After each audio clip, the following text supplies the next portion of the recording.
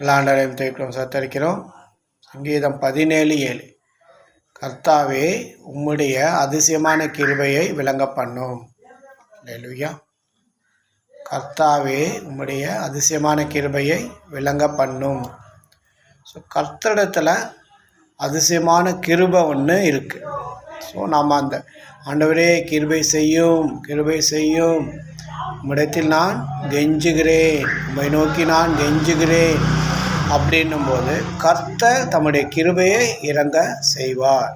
அவருடைய கிருபை, அதனால தான் பவுல்கிட்ட அவர் என்ன சொல்ல, என் கிருபை உனக்கு போதும்ன்றார். அந்த கிருபை, அவருடைய கிருபை நம்மளை காப்பாற்றும், உயர்த்தும், மேன்மைப்படுத்தும், அல்லேலூயா, பாதுகாக்கும், கண்மலையின் மேல் உயர் நிறுத்தும். அல்லேலூயா. கிருபை வல்லமையுள்ள தேவனுடைய அதிசயமானது.